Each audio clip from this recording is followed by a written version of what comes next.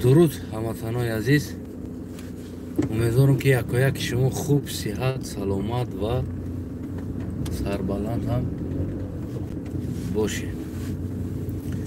انا دوستای عزیزم امروزه بگیم یک کم ترکک میخواستم در باره قانون های نوی امام علی رحمان، در باره قبول کردن قانون وارد کردن ماشین های سال تولدش بگیم که از 12 بالا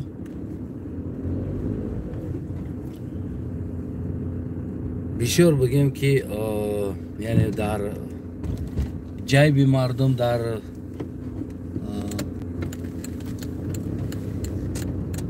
بگیم که یک ضرر میرسونه، بگیم مردم در یک ضربه هست در زندگی مردم. البته که ما همه وقت از گریبون امام علی رحمان میقپیم، میگیم که امام علی رحمان давай, короче, братишка, ты должен отвечать, значит, давай, Вася, میگیم. ما همه وقت چیکار میکنیم؟ از امام علی رحمان میقپیم، از گریبون امام علی رحمان، که امام علی رحمان جوابگو است در این حد حرکت هایی که بگیم در تاجیکستان میشه. البته ببینید دوستای عزیزم، یک عادی ترین چیز، عادی ترین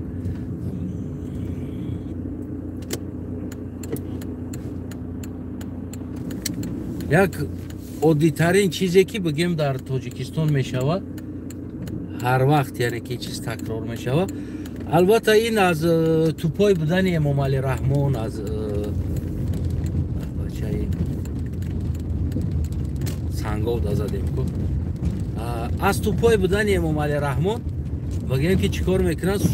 سوء استفاده میبرن از این چیزها. میلیون کار میکردگی از همین قانون های بگیم که احمقی که امروز تصمیم میگیرن سری مردم. البته میلیون پول کار میکردگی انسان ها هست، یعنی که میلیون از این کار میکنن و در اینجا امام علی رحمانов как подстава میروه. برای چی؟ برای که این جوابگو است. برای امام علی رحمان فند میکنن، فریب میکنن به نام همون دپوتات های گوساله هاش، و برای امام علی پیشنهاد میکنن که جناب ولی نمیره پودپیس که قبول کنیم قانون. این قانون گنده زور میشوه، برای که ما تاجیکستان در جهان باید نشان بدیم ماشینای زور داریم، ماشینای نو داریم، ما کمبغل نیستیم، ما بایم خودمون هم خیلی نشان بدیم. گفته او را فند میکنن. نه که از اینی که ماشین هایی که با میبرن همون سین سال ها را بیزنسمن ها را با همونا خودشون لیوی داکومنت میکنن، پول قطعی، و سر ماشین بگیم 500-700 دلاری میگیرن برای داکومنت لیوی کردگیشون. حساب کنه که سالانه میلیون سومونی просто در جیب خودشون میروه، کیسه خودشون ده.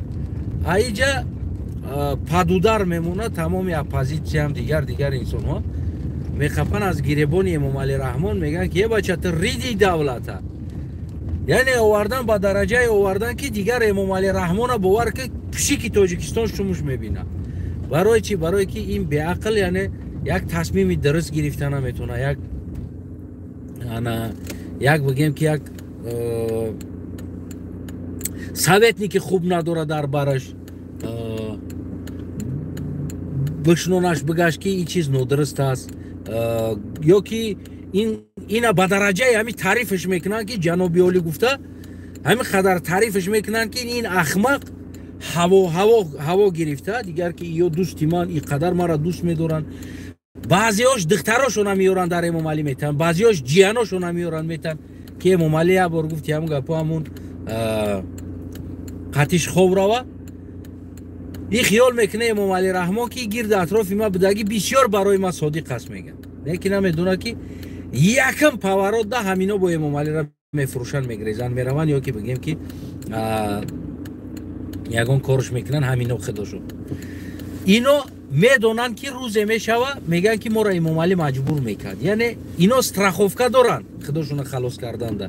داد میگن، وای میگن، ما را بفهمین. اینا یک شیطانن. در اینجا امام علی رحمان گفتن نمیتونه که دیگه مرا دپوتاتو مجبور میکرد که تو که من این کار کنم. یعنی که این کپا امام علی گفتن نمیتونه که مرا دپوتاتو مجبور میکردن. یعنی امام علی در این کار اتویتستوینی است، جوابگو است. واقعا هم اگر از یک طرف نگاه کنیم خیلی امام علی را پستاوید کرده اومدن اینو.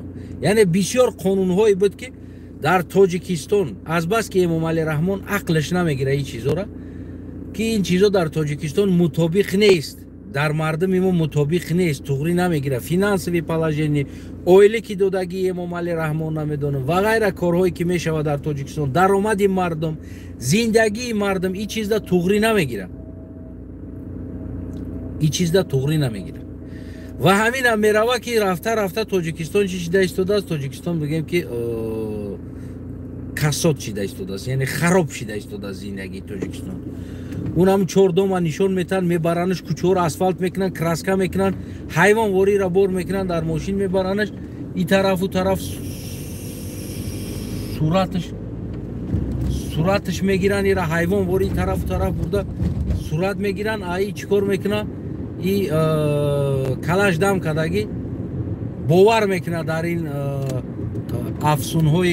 افسونهایی که با امام علی رحمان میکنن نشون میتن، این گوصفت باور میکنه. برای چی؟ برای اینکه این بیغرض است، فقط شیرینی و شکری و گل رقص بازی، دیگر چیزی را نمیبینه. متاسفانه عیب امام علی سر همین است. اگر انسانی که کم کم در زمین ها هم بگرده، یک انسان بین انسان ها باشه، او بسیار چیزا میفهمه. آوردن امام علی را در جای تقیدگی هستن اوز امام علی را کو میترسونن، میگن خلق بخیزه کو جرست میبره تکش تو، یعنی ایش پستاوید کردن اومدن ده اینو همیجا. ببینید دوستای عزیز، البته که شرایط مردم تاجیک ما، تاجیکستان ما اگر پزوالیت کنه، البته که مردم ما چیکار میکنن؟ یعنی به گفته امام علی رحمان، به یگان قانون میروان ماشینای پیش میگیرن، سوار میشون بخی چونه. یگان تاجیکستانی داشته باشه اون نمیروه با اوپل سوار شوه، نمیروه یک ماشین کهنه سوار شوه. سبب کهنه سوار شدنش چی است؟ سبب نبودن شرایط مردم است. ایرا نمیدونم اون گوساله صفت تا کجا این چیزا درک میکنه، تا کجا این چیزا میفهمه. یعنی سبب نبودن اون همون شرایط که بگیم تاجیک مجبور میشه بیچاره بروه یک ماشین سال 92 و 97 نمیدونم یا 98 99 را سوار شود. اگر شما خواهید که تاجیکستانی ماشین های نو و ماشین خوب سوار شوند، پس شرایط آماده کنین به یگان قانون شما یگان تاجیک 97 سال اوپل سوار نمیشود. من اینا گارانتی تون میدم. همین داشته باشه شرایط، یگان تاجیک نمیره در 97 سال اوپل بگرده. پچکا ماشینو را میارن سوار میشون. همچنانی که نبیره خودت، مثال گیریم امام علی رحمان نبیرد فرزند داد، این همین چیز عادی ترین همین مقایسه حیات است که ببین که یک کمبغل چی با اوپل سوار میشه، چی با بچه تو اوپل سوار نمیشه، چی با نبیره تو اوپل سوار نمیشه. برای که نبیره تو بچه تو او شرایط را داره سوار نمیشه. اگر نمیداشت مجبور سوار میشیدم اوپل همون نمیدونم یک ماشین نکسی را و یک تیکو را سوار میشید اگر نمیداشت. یعنی اینجا فقط شرایط رول بازی میکنه، اینجا فقط شرایط انسان رول بازی میکنه. از نداشتن شرایط و شما قانون هاتون در بالای شرایط نداشتگی انسان ها قانون بر میکنین ده آورده. من میفهمم که از این چیز میلیون ها کار میکنن، میلیون سومون سالانه چندین انسان ها بای میشون، خونه میگیرن، در میگیرن، فرزنداشون در خارج خودشون این مارکای قیمت همراه فرزنداشون سوار میشون، از این درآمد میکنن. برای همه امام علی را غول کرده آورده پیش دختر بگه ایرا امضا که جناب علی گرین قانون حضور تاجیکستان ساز میگه مردم دوره، میگه مردم روسیه دا کار کردستن، اونا شو برای مردم دورنده است. یعنی که یک چند انسانی که در روسیه دورنده است او را میگیرن کلی ملت هم مقایسه میکنن. انسان های هستن در آرزوی ماشین مردن رفتن که خواستن صاحب یک ماشین باشن، صاحب یک زندگی باشن. امروزه شرایط مردم تاجیکستان با 2000 سومون اویلیک، 1500 2000 2500 سومون اویلیک، این مردم ما اگر 300 سال زندگی کنن یک پولی ماشین جمع کردن نمیتونن، از بس که شرایط زندگی روزگار دمی روه، آرد، نان، شکر، قند، گوشت، مرکه و هم توی کردنی است و هم یک خیر خدایی دوره، مرده دوره، زنده دوره، فرزندش میخونه. یعنی که او یکنیم 2000-3000 سومون اویلی کد بگیم هم خراک شده میشوه، یا از او زیاد بگیم که نمیشوه که او بیچاره بخیزه با یک حواس زندگی خودشه بکنه، یعنی برای خودشه کار دیگر بکنه. یعنی این هست که بگیم مردم ما امروز بگیم که از پیشک سرکردگی تا سگش امام علی رحمان چیکار میکنه بد میبینه. و یک گروه دیگر رقاصایی که از این چیزا فایده میگیرن، از این چیزا فایده میگیرن، این چیزهایی که هست گفته استادم که از این گفته هم از ماشین، از قانون ها فایده میگیرن. 4 شکل دیگر را بگیم یگانسومی میتل لسک پسک میبروین، روزی دروز و امام علی را تعریف میکنن، با ایناش فن میکنن. از این طرف با ایناش فن فریب، تعریف، تفسیه و پیشوی موضوع قانوناشون زور. اگر این غمخوری ملت میبود، اگر غم ملت میخور، یا 4 تا سویتی که درست در گرد اطرافش میداشت که از حال مردم با خبر هستن، میآیند این صادقانه میگن که ای برادر اینا چیز توغری میگیره، اینا چیز توغری نمیگیره، بیا کاری نکنیم مردم را پروت فقط نستروید کنیم، کاری نکنیم که مردم بگیم ما را بد ببینه. این دوره استالین بدی خیلی ظلم کردن، این حاضر او دور نیست. روزه میشوه که حال خودم حال دیگران وای میشوه. بیا ما برای مردم یک آسانی بیاریم، یک نمیدونم یک شانسای خوب بیاریم. واسه ببینین دنیا کمپانی های ماشین براری همینقدر زیاد شده سوژه میخواهند که همون ماشین در همون کشور برام برارن، یعنی که نمی تاجیکستان دا یا دیگه جا دا بران همون صبیرت میکردگی چیوشا در همون جا بمونن بآموزن و بگیم هم چیزاش روی کنن همون جا و همون جا صبیرت شوه همون ماشین. سبب در آلمان یا مرسدس صبیرت میکنن، یک کارگر کمپانی مرسدس مثال گیریم 7-8 هزار یا 10,000 یورو اویلیگ میگیره، مثال گیریم از 5,000 سر میشود، مثال نه عادی ترین چیز از 5,000 سر میشود تا 10,000-15,000 یورو را که متخصص کارگراش اویلیگ میگیره. انا که ببینه که ما 10,000 یورو دا چند تاجیک کار میکنه، اگر 1,000 یورویش بتن جای یک آدم دا 10 تا تاجیکستانی کار میکنه، اگر 1,000 یورویش بتن بگیم جای 10 آدم دا 100 تا کار میکنه. یعنی بگیم خودش اتوماتیکی نمی چند فایز 30%، 20% بگیم که اوجه نرخ ماشین پایان میروه، که این بوله پریواسکا مینوس میشوه، راستماشکا مینوس میشوه. این همه این چیزا مینوس ده همون ماشینی که تاجیکستان میبرن شازه مثال گیریم 20,000-25,000 دلار میگن. همون ماشین اگر در تاجیکستان همون زواد همون صبیرت کنن، اگر در تاجیکستان همون ماشین در تاجیکستان اتوماتیک مثال 20 تنه شاید 15,000 شوه یا 14,000 شوه 13,000 شوه، یعنی که بخم با سبب مصرفش کم میشوه در کور در دیگر چیزاش. سویت اینجا قیمت از تاجیکستان در ارزان است و غیره چیزو. اما متاسفانه در جایی که ما این مسئله ها را ببینیم و این کمپانی ها قطعی دگوار کنیم در تاجیکستان بریم نمیدونم دیگر کمپانی ها را حداقل صبیرت میکردگی سیخوش بسازیم که زبچستا از اینو برآورده با ما روان کرده شود که ما در تاجیکستان صبیرت کنیم حداقل طلبات خودی داخل تاجیکستان ده. ما برعکس مصر میبریم همون هم با زپرت میمونیم. یک 4 احمق دیگه به نام غمخور ملت، اساسگذار صلح و وحدت، این برای ملت جانش میدادگی انسان روزی دراز در بالای ملت چیکار میکنه؟ ظلم میکنه. و 4 احمق دیگر که از این فایده میبینه امام علی را هدایت میکنه و دائما میگه که جناب ولی پدپیسش که زورای ما تینجیم، ما نمی برای همون محکم شده همون یک میگن که یک سگ هم در یک جا محکم کنی بعد سرش بتی گیرنده میشه. امام علی را هم خیلی کردن محکم کردن سرش دادن از گیرنده است، همه را میگذه. خیال میکنه که هر یک مخالفی که هست برای وطن کمبودی وطن گپ میزنه بعضامش بگیم با ایوازش یعنی با اصلاح اینم کوشش میکنه که پیشنهاد کنه چیکار کردن در کار است. ما نغز گنده دنیا را دیدیم، ما دنیا را نخوردیم، دنیا را دیدیم، دنیا را گشتیم، ما دنیا را ندزدیدیم، ما دیدیم، ما اکونومیکش دیدیم. من از روزی که همین چیز هر روز یک چی را میخپم در کنسا میبرم میکنم چه خیلی میرا میسوزن چه خیلی میرا چی سیستم هستی، یعنی که این چیزا را من میآموزم و برای میگم آینده تاجیکستانی ما در کار میشه. اما در جایی که سخنهای ما استفاده شود در وطنداریش یعنی پیشرویش، برعکس ما دشمن هستیم و 4 انسانی که او را فن کرده از اون میلیون ها کار میکنن. ماشین میبرند تقسیم میکنن، ماشین زبچست میگن میدرورن، 500,000 دلار دیگهش میتن در تاجیکستان وارد کرده داکومنت میکنن. او را میدونید وارد میکنن، ابراد نه داکومنت میکنن. ماشین آورین ماشین اوج شکستگی بریدگی وارد شدگی ماشین است، آورین ماشین است. اون ماشین میفهمه نمیره. نه که در تاجیکستان ماشین دو تقسیم شدگی پیوست شدگی داکومنت شدگی است، لیگال نه فروختگی هستن. او را کم بغل دیگه بیچاره خریده سعی کرده گشته است.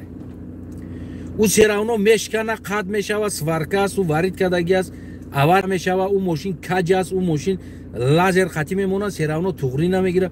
بسیار کم بودیو است. اما ایرا در جای ما اصلاح کنیم برعکس در سر مردم ظلم میکنیم. فکر میکنن که این دلبایوبو حوزی ما همین قانون نمیبروریم ماشین کهنه نمیدره، یعنی امامعلی هم خیلی فکر میکنه. اما این قانون پیشنهاد کردگی و از اینا پول کار میکردگی انسانو پریکراس نمیدونن. برای چی 12 میگن بدرورین؟ برای که 12 در اروپا هم قیمت است. تمبول ای اروپا گرفتن یا که از دیگر دولت گرفتن 12 سال تاجیکستان بردن، رستماش کردن، راه پولی دادن، هم ایورا او قریب 1 برابر دیگه قیمت میشه در تاجیکستان. برای همین چیکار میکنن؟ میان ماشین کهنه را میخرن، ده تقسیم میکنن، میبرن، زبچست گفته بار میکنن، میبرن تاجیکستان واردش میکنن، وارد میکنن. با میتن 500 دلار 1000 دلار دیگه میتنش او را داکومنت میکنن در تاجیکستان، لیگال نه داکومنتش میکنن، خلاص میگیرن میفروشنش پول. یعنی از این چیز او پول کار میکنن. او میدونن که تاجیک 12 و 15 سال کمترین میگیره میدروره، نه همه میگیره میدروره. اون ماشینه اکثر چیکار میکنه؟ ماشین سالش کهنه‌تر میدروره، داکومنت ها را فالشی میکنن، سالا را علیش میکنن ماشین. یعنی که همین چیزی است که در تاجیکستان کل چیز میه آستوسته ناقانونی میشود. یکی سبب ایواز کردن پاسپورت ها در تاجیکستان. بگیم که یک آدم 5 بارم در روسیه رفته دیپورت شده اومده 5 تا نام قطعی پاسپورت گرفتگی است. یک آدم 3 بارم گرفتگی است. بعضی انسان 12 بارم پاسپورت گرفتگی است. یعنی که این همه چیزها است که نیلیگال نه ناقانونی چیزها خداشون تنگ میارن مردم که تو که مردم مجبور شوه همون بعضی قانون را بگیم چپنه کنه کار کنن و پول بتن. از این کار میکنن دیپوتات ها، تماجنی ها، رستماشکه ها، میدرووردگی انسان، داکومنت میکردگی انسان، وزیر نقلیات دیگراش گرن میلیون سومون کار میکنن سالانه، میلیون سومون کار میکنن. میفهمی نمیرم. پروسه رحمان فی گوا فن میکنن، میگن نکنش جناب عالی، میگه بیاین خیلی قانون قبول کنیم، بیاین ای کارا کنیم، این ای زور میشه، بیاین ای خیل کنیم. این گوسلام دودا میشه در گپی همون دو تا احمقی که بگیم امامعلی را فن میکنه در همون گپا چیکار میکنه؟ دودا میشه و این قانون قبول میکنه. این قانون قبول میکنه، میلیارد او کار میکنن، سالانه میلیون کده کار میکنن میگیرن. امامعلی دمیه چینیم چی دولی همه تن میگن جناب بیالی نه خدا خواهی نه ای رستماشکو درآمد دیدی ای سال، میگه زور شده ای سال دیگه دیده. یعنی که اوجه ما پیشروی داره میگه. اما ظلم در سر مردم میارن، بعد مردم امامعلی رحمان بد میبینه و ساختارش بد میبینه. میفهمی نمیرم. بعد وقتی که ما برومدیم گپ زدیم از کمبودیش، بعد ما خواهین ملتیم. همین خواهین ملت هم همون انسانایی که اطراف امامعلی ده هست این قانون را قبول میکنه که امامعلی را فن میکنه، دعوای یورا خوین یورا نابود کردن در کار یورا او منفیت خداشون فکر میکنن و این دلبایا باشه پدپیس ود میکنه خوین ملت دیگر. یعنی این چیزا را باید بکشه بگه جبیو کدام خوین ملت دعوای اینجا اثبات در کار است. برای که سویتنیکای خوب نداره، اطرافش سویتنیکا نداره که بشنوننش بفهموننی. بچه تا جوابگو هستی در اینجا، او پدانالاتوی نه جای نه کار کده میلیون کار کده استان جوابگو تشی دستی در اینجا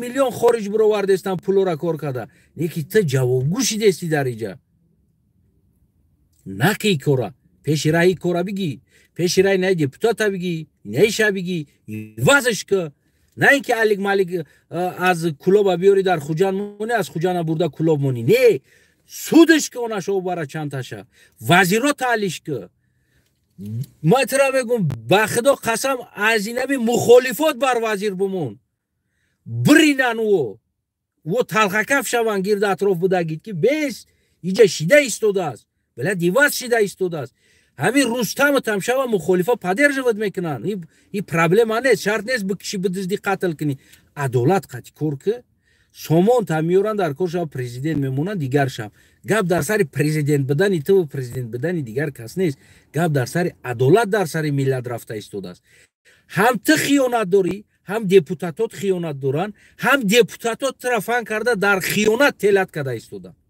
و پرابلم اصلی در کجا است میفهمی میره اما یو پولا کار کردستان بیشتر خطر گم کردن وظیفه خودشون فکر کرده دیپوتاتات مورد خوین ملت گفتستان وزیرات دیگر پیشنهاد کردستان دوای یورا خوین بزا دوای یورا غم بته دوای یورا ظلم که دوای اینمی ترکو تو دودا در سر اینمی چلیک شون کو تو دودا کمرو در سر حسن شون میزنن میبرویان میگن که تگناگور بدیم اومالی میبرویان در نام جا کو زن گلکوشون گیریه میکنه که ما رو مجبور میکرد تمام یا امامالی اطراف داد سویت نیکوی خوب میگیری یا بور فکر میکنی آنلاینی هم باشه با مخالفو یک چند انسانی که هست که عدالت تاجیکستان هم میخواهد چند انسانی هست از چند انسان سویت نگرفته یعنی آنلاینی هم باشه باید پسویت وچکنی چیکار کردن در کار است یعنی دل نیشی ما از بلندی تاجیکستان دیده ایستادیم شما همین جنگل های بلندیش نگاه که در همون درون جنگل چند حیوان هست میبینی یکی در درون جنگل باشی دیگه درختها پیش راه کور میکنه نمیبینی اون اوجبدگی حیوان نمیبینی ما همون تاجیکستان از بالا نگه داره ما دیده ایستادیم در پایان چه خیلی حیوانا گشته ایستادن یکی شما درون در این سوز نمیبینین اون را زنده باشه هموطنم خونه دوبود باشه پادلیتش که با خدا رحمتی بودیت این قانون امامعلی رحمان اوچش دخواهش نمیدروه بگه که بچه همی قانون قبول که قانون دیپوتاتو پیشنهاد میکنه که تو قبول کنه این قانون یعنی که امضا بمونه در همه جو دیپوتاتو ایره پستوید کده اومده ایستادن سلامت باشه